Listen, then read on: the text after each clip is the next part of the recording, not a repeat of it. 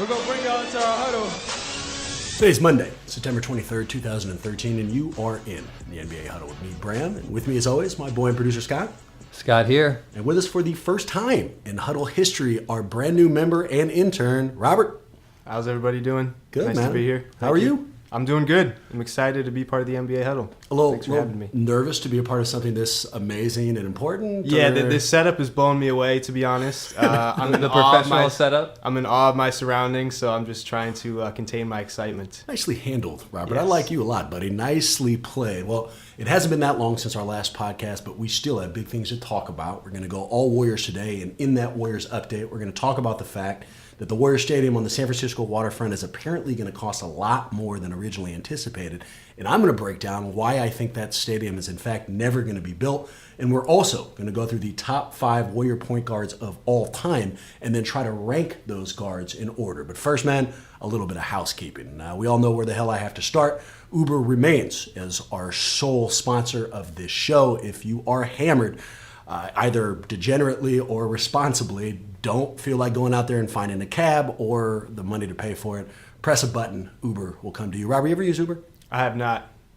Maybe I will. Yeah, there you go. I'm not saying I get hammered, but... And despite what Bram says each week, you can take Uber without getting hammered, and when you're not hammered. A couple things there. One, let's start with you, Robert. I'm going to ask you again at the end of the show, have you ever done it? And you're going to say yes, and it was awesome and amazing. You know, just something like that. You can work on it. It can be original. 2, really, you don't have to be. I mean, the only reason I was really in on this product, man, is because I thought it catered to degenerate drunks. That's not true? No, you should try it one time when you're not hammered. I will do my best to do exactly that. Second piece of housekeeping we have already started with. We are welcoming our boy, Robert, man. Tell us a little bit about yourself and where you're from. I'm from Santa Rosa, California. It's an hour north of San Francisco in Sonoma County. I grew up there, and now I go to San Francisco State. Bay Area kid, you a Warriors fan? Absolutely. Yeah, grew up on the Warriors, so good time to be a fan right now. We like our producers to have like 4 or 5 different teams and then only root for the Warriors tangentially. Is that true for you, or are you actually smart enough to only have one team? No, I got one team. I stick to my team. I'm not a flip-flopper. You're not a Wizards fan? Not a Wizards fan, no, not really. How about a Pistons fan? Not a Pistons fan, sorry. I support my How did we team. bring you on board with? Because this guy actually knows how to root for teams. Let me ask you an honest question and kind of a personal one. Do you question your life path now that it's led you here as an intern on this show, or are you pretty happy where you're actually standing? It probably could get worse, so it's not the worst thing that's happened to me, but you got to start somewhere, right? Yeah, exactly right. Well, assuming you do pick up the production values, a couple of things I want you to remember. One, make sure that the equipment fucks up at least, one every couple weeks? What do you think, Scotty? That's a pretty good average. Yeah, it's pretty solid. All right. Yeah. 2, be almost like Hitler-like about how close we have to be in the microphone. Give me a bunch of like wrap-up signs when I don't need it. Basically, if you can stop the flow of the show as it's going at any point, try to do that, all right? Yeah, that makes for a good show when there starts and stops. Exactly right. And we're giving hand signals that our fans can't see. Scotty, I like this guy, man. Good addition, no? A very good addition, actually. Final piece of housekeeping. We forgot a couple of quotes. First one was most concerning to me. We had this whole move. We were ending every single show with "You're good," Scott. And like I remember watching TV in late '80s. I don't remember what TV show it was, but it always ended with that guy saying, "Sit, boo boo, sit, good dog." And I wanted to do the same thing with the good. What happened last week? It just didn't make it in. I didn't want it in last week. So it was a conscious decision. Fuck you, I'm not putting it in. It wasn't just you forgetting it. Yep. Wow. Yep. I wanted to see if you were really listening all the way through to the end of the episode. I think probably you're the only person who's doing that. I think that's definitely true, but at least put it in there for me, man. You know you have one neurotic listener. I know for a fact nobody else listened to the end and noticed it but you. I know for a fact that you just forgot that shit and didn't make a conscious decision to keep it out, but it is what it is. The second quote we forgot, just in case we didn't have enough Andrew Bogut quotes in that last one. I got one more real solid one. You made me feel kind of nervous when we were taping last week, like it was going too long, so I forgot to play this.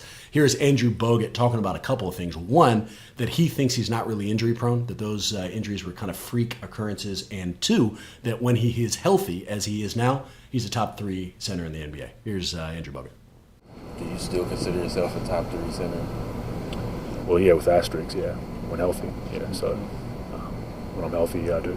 So it's one of those things that the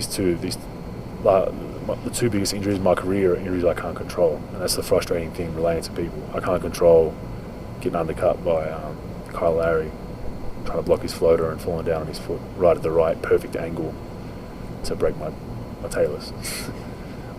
People will say it's injury prone. Well, maybe it is, but I can't control that.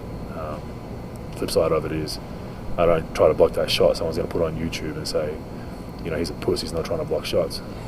So it's a lose-lose situation. The elbow thing was the same. That's not something that, Bogut wasn't lifting weights in the summer, he came in overweight, he fell off the room and broke his elbow. There's two injuries I can't control. So I think if I'm healthy, I definitely feel like I'm a top 3, top 4 center in the NBA, yes. How many NBA players are able to effortlessly work in the phrase "he's a puss" into an interview that's going out? That was classy. Sounds good in the Australian accent, too. I like that. The fact that he refers to this as 2 of his biggest injuries were freak accidents leads me to conclude that he's had a lot of other injuries, and that is true. And you saw last year in the playoffs where he injured his back. So, yeah, he may have had 2 freak injuries, but the guy's injury prone. Whoa. All right. One at a time. One, if you say anything in an Australian accent, it sounds badass, especially the word puss, so I'm with you on that. 2, I couldn't disagree with you more on that. What he's addressing, he's only had 2 major injuries. There's nobody who plays in the NBA who doesn't develop bumps and breaks and scrapes along the way. Bogut's back injury last year, you can probably draw to those 2 major injuries he was talking about here. The fact that he had to overcompensate for his ankle slowly going in the wrong direction the entire season probably led him to overcompensate in one direction or the other, and that led to his back injuries. I think what he's saying is fair. Those 2, it wasn't like he had a chronic knee injury that continues to get inflamed. He had 2 specific incidences that he couldn't do anything about and aren't necessarily predictable. I think he's right. We'll see this season if he can stay healthy then, because I really do agree with the point where he said he's a top 3 or 4 center when healthy. And I liked his use of referring to himself in the third person. Yes. Always good. Bram always really likes that. Anytime Bram can do that, he tries to do it really, really frequently. Rob, you a big third person guy? Yes, Robert agrees with Bram and Scott. Third person is much more fun. Seems Makes like- you feel like Ricky Henderson. Exactly right. Seems like you panicked a little bit early on there. You just opened up with the yes because you weren't sure what to say, and then got your feet underneath you pretty quickly. I did, yeah. I had to let the thoughts sort of percolate in Yeah, there. well, and nicely they came played. out You caught it. hopefully coherently. Yeah, well, Bram liked it a lot. Let's move right on into the Warriors update, and as we indicated, man, let's start off with the arena stuff. For the last, year at least, we've been hearing nothing but rosy, optimistic news about this beautiful, sparkling, brand new arena that Joe Lacob and Peter Gruber are going to build down on Piers 30 and 32 of the San Francisco Waterfront. But recently, the first piece of somewhat shitty news came out. According to Golden State Warriors president Rick Welts, a guy I have never heard of in my life, incidentally, just rehabbing the piers themselves is going to cost over $120 million, twice the original estimate. And because of those piers' poor condition, the overall project is going to be more than $1 billion. That is with a B. I think that this is one of multiple unexpected problems that are going to arise. And even more than that, I don't think that this arena is ever going to be built. Now, give me a couple seconds, gentlemen. Let me see if I can convince you guys. Before we started hearing about this waterfront, the Warriors were in constant negotiations with the Giants. And as a little bit of background, when the Giants built AT&T Park, they had the entire area down there, that whole portion over on 3rd Street, zoned for 2 arenas. They already went through the political fight. They already did all the public stuff. They had all the meetings. So, city zoning knowledge right here. but that's the type of shit I bring to the table. Subject big matter man. expert. Yeah, exactly right. But what that means is, bottom line is, if you have enough money and you present it over to the Giants, you could build a stadium tomorrow. There's no more hoops to jump through, and the Warriors obviously recognize that. That's why they're negotiating. Everything was going phenomenally well, and then when negotiations turned to numbers and the Giants wanted more money than the Warriors were willing to offer, that's when news of this waterfront arena first came up. Out of nowhere, they said, all right, we're not negotiating with you guys anymore. We're turning over and we're going to build a brand new stadium way over here that doesn't have any of the zoning things that have already been done here at AT&T. What I think they are doing is simply negotiating. In fact, let me put it in an oversimplistic way, kind of stupidly.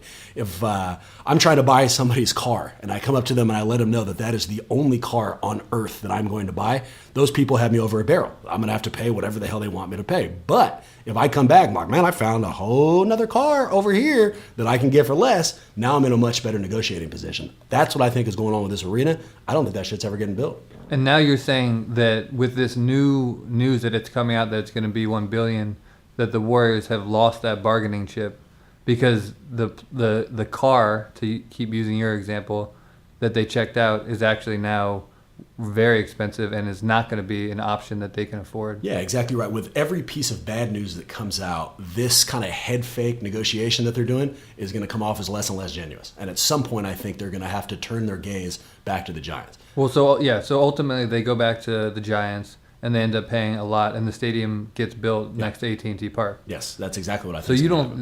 you don't think that the Warriors are going to stay in Oakland? No, I don't. You I think, still believe they're out? which just breaks my heart, and that is a subject for an entirely different podcast because I will spend at least 45 minutes. Well, I thought you might use this as kind of a new glimmer of hope that they stay in Oakland. Nah, Oakland's leadership is too terrible. That ship has sailed. I mean, if Gene Kwan wasn't terrible at her job and they had actually kind of seized on this years ago, I think there might have been some possibilities. That's over now. They're going to end up somewhere in this filthy city. I can't stop that, but I don't think it's going to be on the waterfront. At the next time there's some local elections, I'm definitely going to come to you for some advice. You seem to be up on a lot of local politics. If those local elections have anything to do with zoning knowledge, I am your man, buddy. I try to specialize that specifically. Without getting too deep into the topic, Robert, what do you think? Do you care if they're moving from Oakland? Or I think it's a big deal, especially if they move to AT&T. That's sort of a booming part of the city. Yeah. There's a lot going on there with the Giants anyway. Yeah. And if they could sort of match up with them, it'd be great for marketing. So are you pro them moving to the city? I'm pro city. I think it has a little more to offer than Oakland right now. I mean, the diehards are going to cross the bridge. They're going to come out. They're not all from Oakland anyway, so. Scott, I take back everything I said about this guy. Fuck Robert, man. Unbelievable. I mean, No, do you hate Oakland? I mean, Jesus Christ. I don't hate it. I live in San Francisco, so I'm a city guy, but You're part of the vast majority. I definitely understand where you're coming from. Any of my takes, and like I said, we won't get into this one, but they're all pretty irrational. I'm born and raised in Oakland, so I'm taking a little bit more personally than I otherwise needed to. What do you think, Scott? Have you had to guess? This thing getting built on Piers 30 and 32? No, I don't think it will.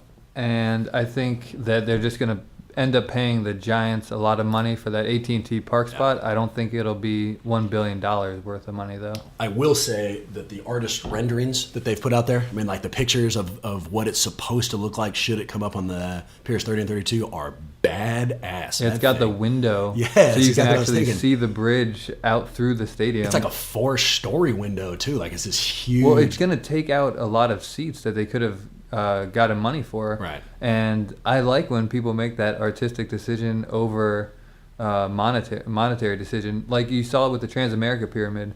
A lot of people were like, you guys are crazy because the top floors cost the most to rent out. And you put up a pyramid, so the top floors there's less square footage up there. I remember thinking that when I was researching the zoning for the Transamerica Pyramid, so that definitely crossed my mind. I mean, that window will look awesome until Bram goes and writes, "Fuck you guys, Oakland bitch," across that window, but we'll cross that bridge when we come to it. All right, enough on the stadium. Let's move in, hopefully, to the meat of the podcast, man. One of our first ranking sections, something we haven't done before. This week, we're going to try to figure out the order of the top 5 point guards in Warrior history. Here is the idea. In a second, I'm going to give us our 5 nominations. We will go through them. What I want to do is act as if you are drafting them, how you would rank them on your draft board. Criteria for me, but you don't have to use the same criteria, is skill, marketability, and leadership. Here are the nominations before we actually jump into our thoughts on all of them. We've got Sleepy Floyd, Baron Davis, Steph Curry, Guy Rogers, who is an old school all-time assist leader for the Warriors, and Timmy Hardaway. And why don't we start off with Sleepy Floyd? I remember a little bit about this guy. I'm more versed in the current generation of Warriors, but I did get an opportunity to see Sleepy play.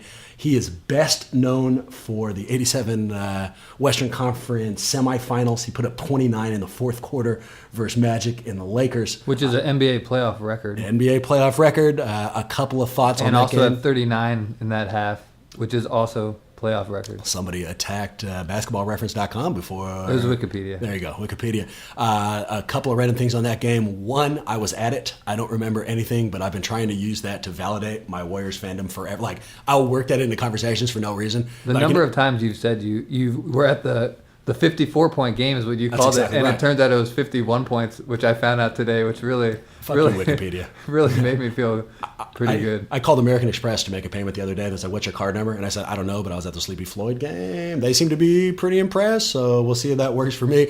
The second thing about it is it gave rise to one of the most often played radio clips, at least as far as the Warriors are concerned. Here is Greg Papa with the Sleepy Floyd is Superman tape. 105, 103, bad pass, right to Larry, on the pass by Cooper, Floyd right side, drives over Green, up and down, Sleepy Floyd scores again, Sleepy Floyd is Superman! Did I mention to you guys I was at that game? What game was that? Who was playing? It was a great broadcast, great sound clip. The guy scored 12 consecutive field goals in a row, which, I mean, that's pretty unheard of in a playoff game against the Lakers. I was just going to say, against one of the most iconic teams of all time. It wasn't just Lakers. We're talking Showtime Lakers. I mean, 87, that's when they were almost at the height of their powers. And it wasn't just a one-game wonder. I had to attack Basketball Reference. I wasn't Wikipedia. But this guy was a baller throughout his career. His two best years, 86-87, he averaged 18 and 8 and 10.3 assists. And then 87-88 averaged 21 and 9.9. And then over a 14-year career, averaged 13 and 5. So, I mean, yeah. he must Only have had with a couple the of Warriors, years. 4.5 seasons, though. Yeah, right. Georgetown guy, too, from, gotta love the DC roots there. So, but Robert, what do you think? Do these stats make it seem like we know a lot about him, or does it prove that we didn't know shit about him and had to go and look up a bunch of stuff? You did a little bit of research. What's his per, though? What did he shoot in crunch time? That's what I want to know. Aren't you here to make us look better, asshole? I mean, don't ask us questions you know I don't have the answer to. Trying to make a statement in my first day. Nicely played. What memories you got of Sleepy, man? What's that? What memories do you have of Sleepy? As a young man, it's the 87 playoff game, not much else. So I won't be too helpful on this critique of Sleepy. Do you view him, because mine was the exact same, and I was trying to think how great of a player he was. I mean, do any of us have any, I can give you a real solid opinion on Steph. Barron, I feel real good about. Timmy as well. Sleepy, I've got vague memories, but that's kind of where it ends. for me, what was most surprising is looking at the years that he played and realizing those were years that I actually was following basketball and hadn't heard of the guy, which proved to me how much bias there is against the West Coast, because growing up in D.C., we just didn't see many West Coast games. They were on very late. They got no publicity in the paper. So Sleepy Floyd, the only reason I had ever heard of him is because great nickname, which I can't believe we made it this far without talking about the name Sleepy. Seems like a great comment card. You didn't ever put those together? Or? Comic card. Did you ever make one?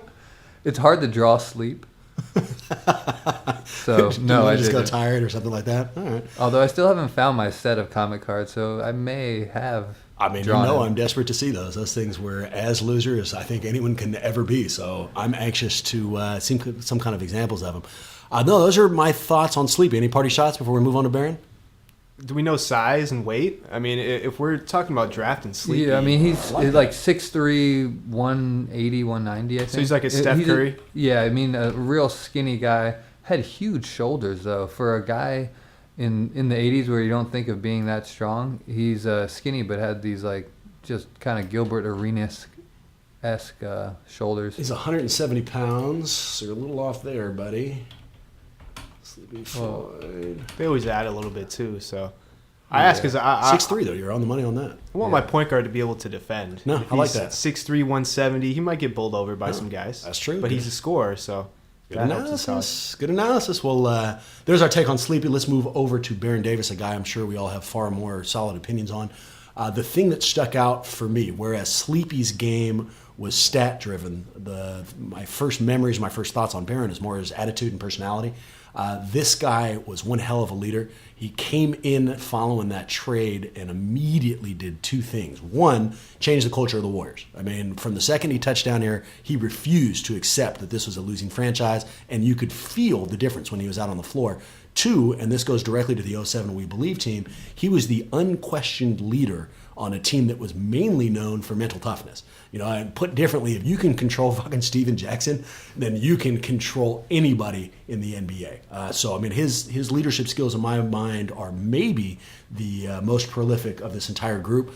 The rest of it kind of descends from there. Marketability, great. I mean, this guy was very media savvy, handled an alien abduction better than I've ever heard anybody else. In fact, shit, he has his own television show now, How I Rocket on the Esquire network. Unfortunately, I haven't had a chance to watch that, but obviously you got to know what the hell you're doing if you found yourself on the Esquire network, which I've never heard of, but I mean, it seems like a real show.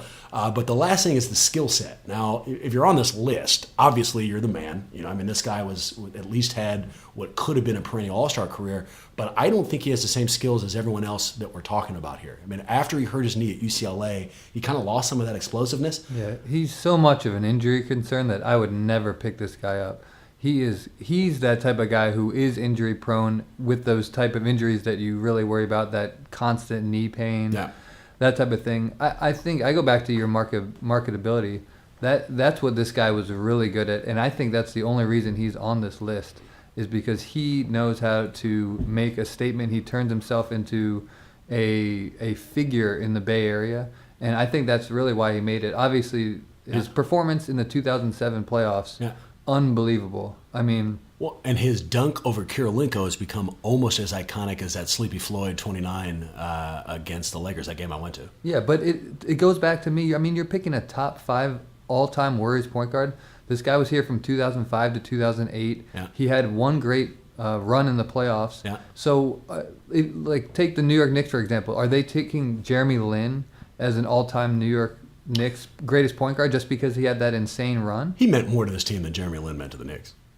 Lin hasn't had a long playoff run. Not necessarily long, but iconic playoff run like Barron has. He's the face of one of the most famous Warriors teams in recent history. And in terms of skill set, if I'm not mistaken, Barron was actually in dunk competitions in his early days with the Charlotte Hornets. That's good knowledge. So he could bring some skills to the table, which we saw in the dunk over Kirilenko. But he doesn't move like in his Warrior days. He wasn't moving like he was in Charlotte. And he wasn't taking over games. You couldn't give Barron the ball and get the hell out of the way. He's going to need, and not that they needed him. That team had a lot of scorers and had other people who could put the ball in the basket, but he wasn't a franchise type player. And I'm not sure he ever would have been able to, even if he'd not hurt himself. The other distinction I think we can draw from Lin, although it's an interesting comparison, is that New York had success before Lin. He just happened to come there and then blew up with the media around him, and he had all the success that we were not anticipating. The Warriors were in the shithouse before Barron came here. I mean, we're talking about some of the worst fucking years of all time when we were expecting nothing. They turn around this trade because he had played his way out of New Orleans. I mean, he and Byron Scott were fighting or whatever it was. He couldn't play there anymore. Comes back here and resurrects his attitude, resurrects his reputation, resurrects the Warriors alongside of it in a heartbeat, which is why I thought he deserved to be a part of the list, Yeah, no, I definitely see that. But I don't know. We'll get to the ultimate rankings down the road here, but I'll tell you right now, he's at the bottom of my list. I'm going to agree with Scott on that one. Barron wasn't the knockdown shooter that Curry is. Yeah. Oh, his three-point percentage is awful. Just terrible. Yeah. Disgustingly bad. No, anytime he fired up a shot from further than 18 feet out, you were not very excited. You weren't thinking the same way when Curry puts it up and you're already ready to play defense, that guy's shooting it, you're going in and trying to get the rebound immediately. Let's turn over to a guy who's even more iconic and I think is going to rise up all of our lists, even if Barron is at the bottom, that being Timmy Hardaway. I love this guy for multiple reasons, not the least of which is he is the most iconic star in my mind to the most recognizable era of Warriors basketball and Run TMC. When I think of that era, it's almost synonymous with the UTEP crossover, the UTEP two-step, which was his go-to move. I loved his leadership. I loved his skill set. I mean, this guy, I think, could have legitimately been a franchise player if he hadn't gotten injured and we hadn't traded his ass to the Heat.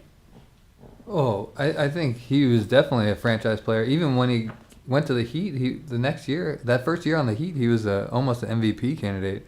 That's the type of numbers he was putting up. I mean, that crossover is just nasty. No. He's a Chicago guy, and definitely he's from Chicago. Yeah, definitely took that from Isaiah Thomas. Because if you watch those two, they have very similar crossover. Hardaway took it to the next level because he just put a little shake to it. But he didn't learn that from a random loser on Georgetown's team. No, Dean Barry. Dean Barry didn't teach him that. That's too bad. Huh. You're absolutely right on his skill set. The guy averaged 17-7 and 8.8 in his career. His best year, 91-92, averaged 23 and 10. And then his last season, 95-96, still put up 70 and 10. So, I mean, this guy was a baller right from the start. You got good memories on Timmy? I do, but are we sure that he's the face of that Run TMC team? You're telling me that he's more popular than Mullen? No. When I go to Warriors games or see Warrior fans down the street, I see more Mullen jerseys than Hardaway blue and yellows. I completely agree. I think you're ignoring two very important words in my sentence, for me. So if your question is he the most iconic for me, then I refer to exactly what the fuck I just said, 45 seconds ago. But if we're talking about who's most iconic for you, sounds like it was Mully. Probably Mully, yeah. Bram with the real stickler there. Yeah, maybe I should be recording this and playing it back in my ear. We'll be able to. I mean, I might be wrong. We'll find out. I'm not going to not address a charge when it's been lobbed over to me. I mean, Jesus. All right. I'll listen more carefully. Thank you, Robert. I appreciate that. What other, outside of Bram possibly being wrong on Tim Hardaway, do you have any other thoughts on him? I do. He was sort of a loose cannon. I still remember his tirade with the Denver Nuggets slamming the TV monitor on the court. Oh, that's right. Yeah. But at the same time, that's what made him who he was. It was the Chicago, streets kid in him. Yeah. And I like that as a team leader, a point guard. You need that fiery A little bit of attitude. fire, exactly right. You got to figure he probably gave some pretty badass halftime speeches. Yeah, that was going to be my other point about him, was he was an all-time great trash talker. Yeah. And I love having that in a guy who is 6 feet, who you got to have a lot of attitude and confidence to play in the NBA at 6 feet and be as effective as he was. So I love that he wouldn't back down. I agree. We've covered two of the three. Skills, phenomenal. We've covered leadership, again, top-notch, which leaves us with marketability. There were some holes in his game. Not only one of the worst speakers of all time. I mean, he had some problems legitimately with the English language, but also had some segments and some thoughts that were almost indefensible. When you used the word tirade, Robert, I thought that you were going to segue into this exact quote. We are not a political show, so I'm not going to do too much to bracket it. Let's just play the quote and go from there. Here is Tim Hardaway right after John Amici came out as an openly gay player in the NBA. Tim Hardaway, last question before we let you go. How do you deal with a gay teammate?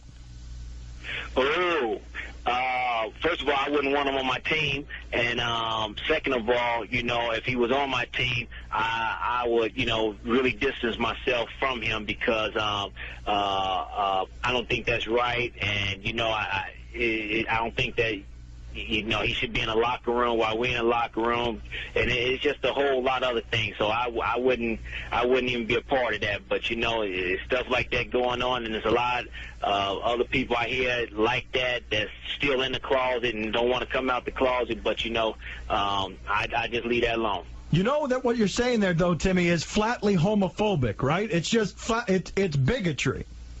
Well, I hate gay people, so. I let it be known. I don't like gay people. I don't like to be around gay people. I don't, I'm homophobic. I don't like it. It shouldn't be in the world for that or in the United States for it.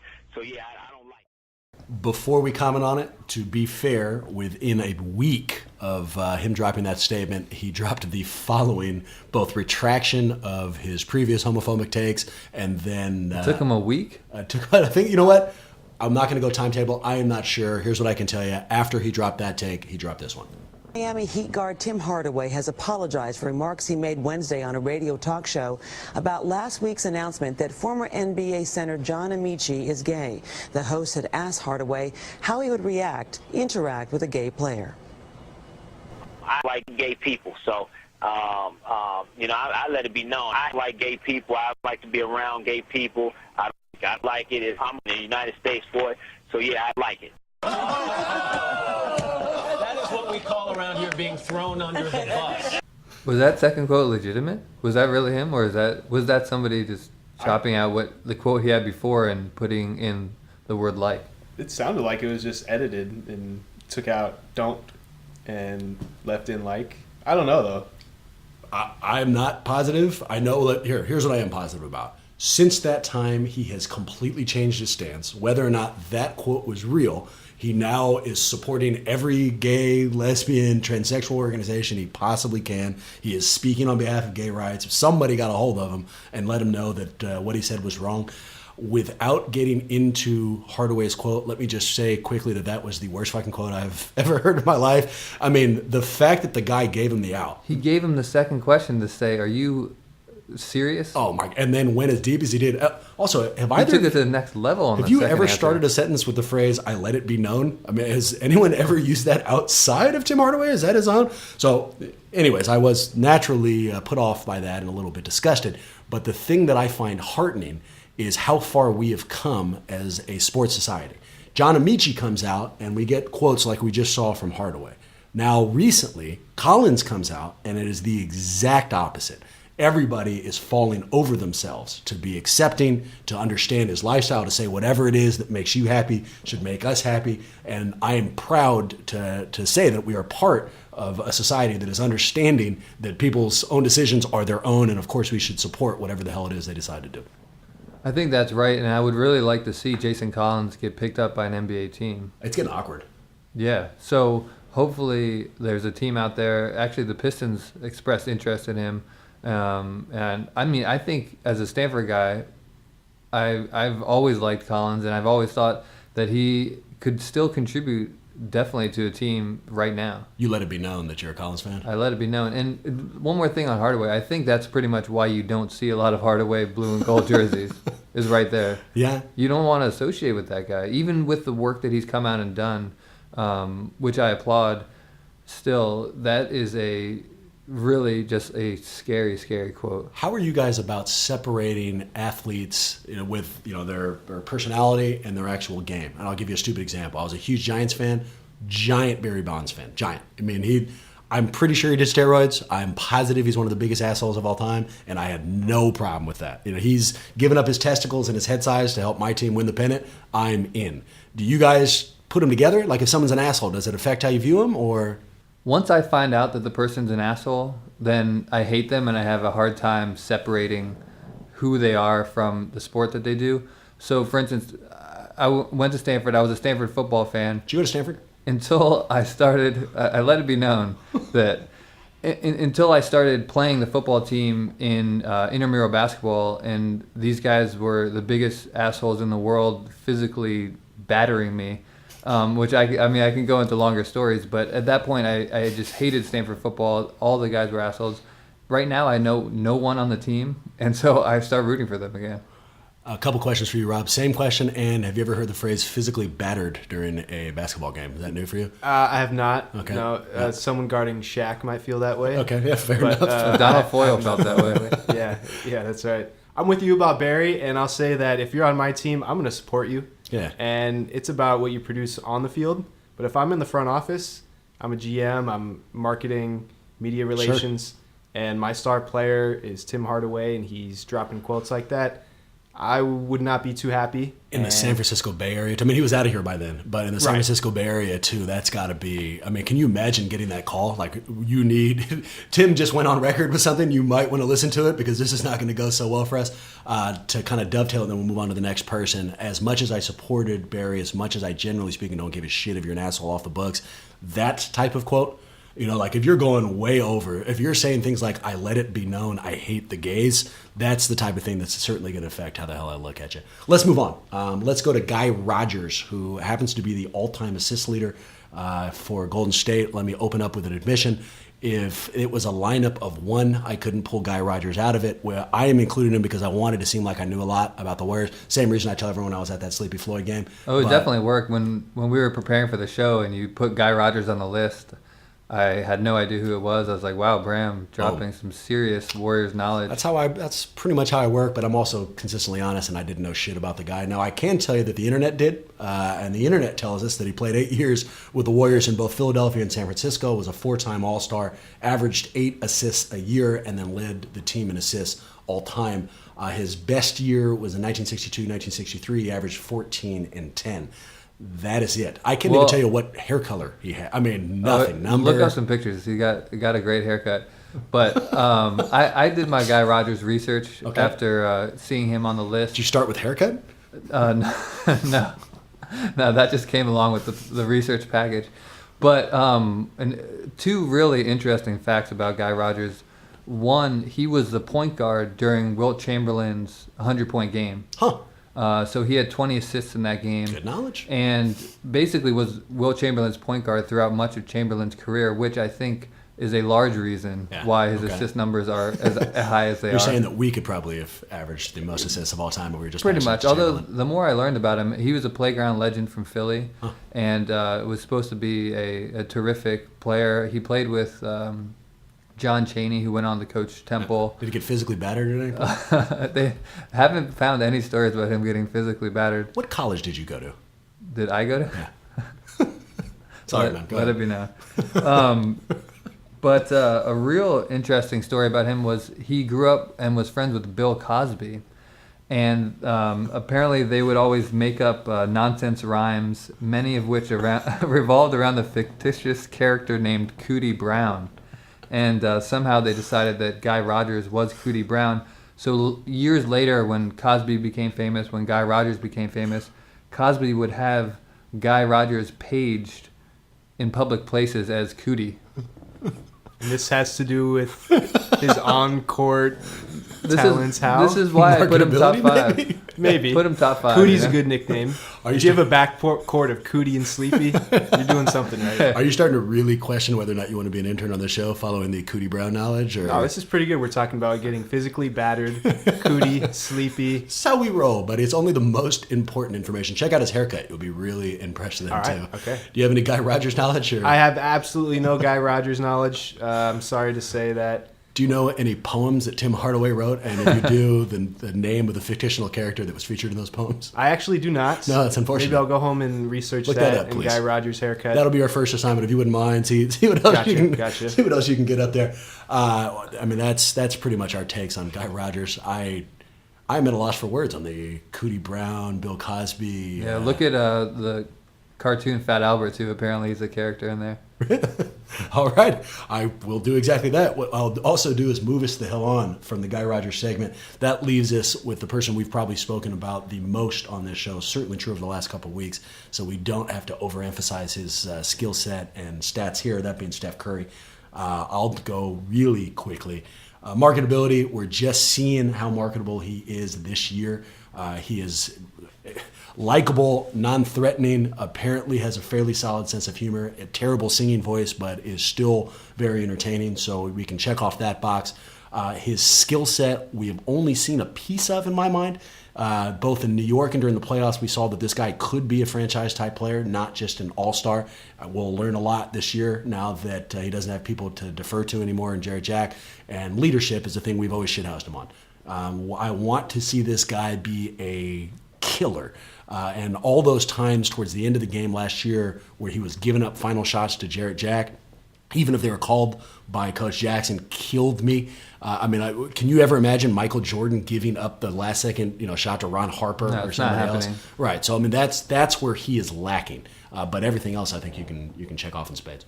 Yeah, I agree with everything that you've said. We've talked about Steph Curry ad nauseum at this point. So a lot is left to be seen on what his career is going to amount to. So he is deserving of being on this list right now, but that's not to say he could drop off of it. What are your thoughts on Steph, man? We haven't heard you. I'm going to be a little bit of a downer here. Fragile. Yeah.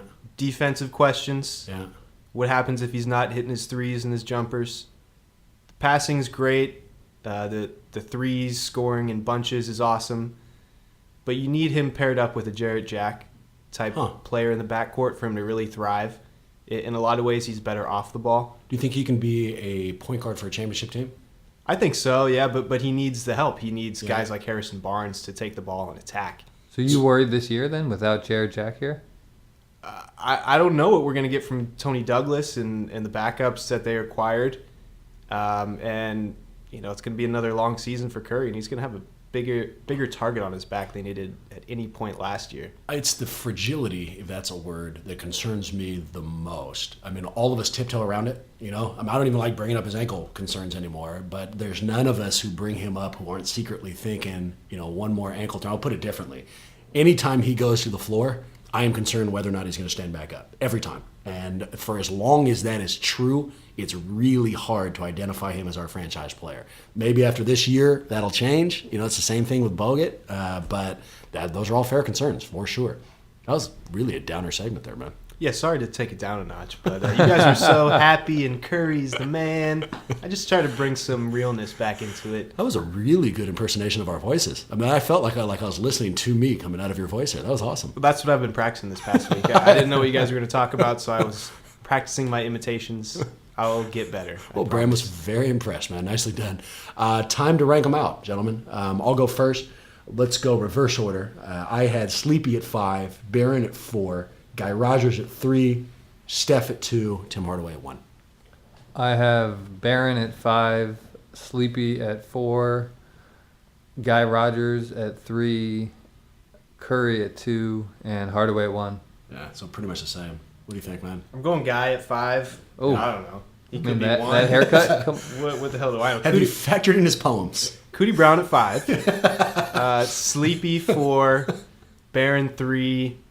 Tim Hardaway 2, and I know I just trashed on Curry a little bit, but I'm going 1. There's a little inconsistency there. Wow. A little inconsistency, but I'm so confused right now. when I debated in my mind, Hardaway, Curry, I want Curry. You just wanted to drop us down a couple notches on the optimism tree, right? Sure. We were just being too happy before, Yeah. but now you're pointing out all of his upsides. Sure. Well, fair enough. I'm sure there's some disagreements, if in fact there are. Emailing us or don't. We don't really care if you disagree. Those are, in fact, our rankings. Huge fun kicking at you guys. We appreciate every week. We're hoping to be up and running now on a consistent basis. So hopefully we'll see you next week. But as we know, you can't trust us on that. So we'll see you when we do. Before we get out of here, let me leave you with a quote. Cavaliers forward and Bay Area native Drew Gooden was once asked about how he got through the ups and downs of his NBA career, and he answered, "I've had to overcome a lot of diversity." Huge fun. You can find us at Twitter at NBA Huddle. You can find us at Gmail, NBAHuddle@gmail.com. Our websites are Let's Go Warriors and NBAHuddle.com. And per usual, we're on iTunes where you can download us, you can rate us, and you can subscribe. We'll see you guys in a week. Big things happen here, I'ma go and stay warrior. Big things happen here, I'ma go and stay warrior. We believe at the Oracle, all my warriors come out to play. All net like Stephen Curry from downtown. Good.